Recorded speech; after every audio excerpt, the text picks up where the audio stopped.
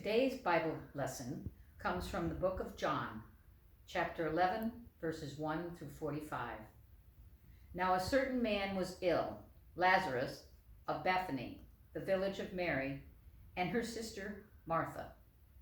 Mary was the one who anointed the Lord with perfume and wiped his feet with her hair. Her brother Lazarus was ill. So the sisters sent a message to Jesus, "Lord, he whom you love is ill." But when Jesus heard it, he said, "This illness does not lead to death. Rather, it is for God's glory, so that the Son of God may be glorified through it." Accordingly, though Jesus loved Martha and her sister and Lazarus, after having heard that Lazarus was ill, he stayed 2 days longer in the place where he was. Then, after this, he said to the disciples, "Let us go to Judea again." The disciples said to him, "Rabbi, the Jews who were just now trying to stone you, and are you going there again?" Jesus answered, "Are there not 12 hours of daylight? Those who walk through the day do not stumble, because they see the light of this world. But those who walk at night stumble, because the light is not in them." After saying this, he told them, "Our friend Lazarus has fallen asleep, but I am going there to awaken him." The disciples said to him, "Lord, if he has fallen asleep, he will be all right." Jesus, however, had been speaking about his death, but they thought he was referring merely to sleep. Then Jesus told them plainly, "Lazarus is dead. For your sake, I am glad I was not there, so that you may believe. But let us go to him." Thomas, who was called the twin, said to his fellow disciples, "Let us also go, that we may die with him." When Jesus arrived, he found that Lazarus had already been in the tomb for 4 days. Now Bethany was near Jerusalem, some 2 miles away, and many of the Jews had come to Martha and Mary to console them about their brother.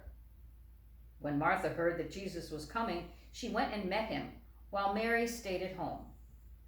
Martha said to Jesus, "Lord, if you had been here, my brother would not have died. But even now I know that God will give you whatever you ask of him." Jesus said to her, "Your brother will rise again." Martha said to him, "I know that he will rise again in the resurrection on the last day." Jesus said to her, "I am the resurrection and the life.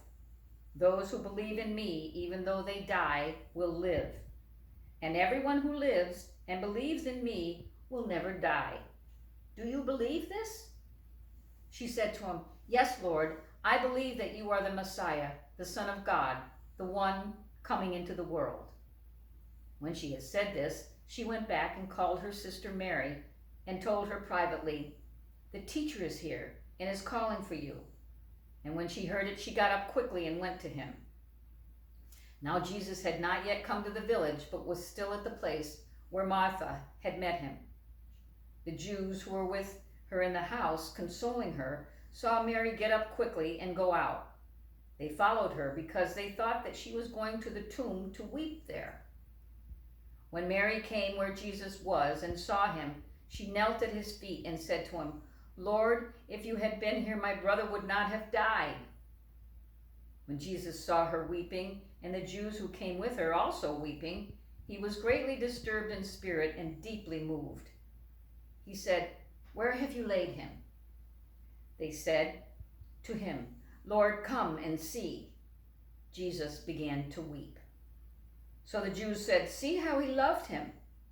But some of them said, "Could not he who opened the eyes of the blind man have kept this man from dying?" Then Jesus, again greatly disturbed, came to the tomb. It was a cave, and a stone was lying against it. Jesus said, "Take away the stone."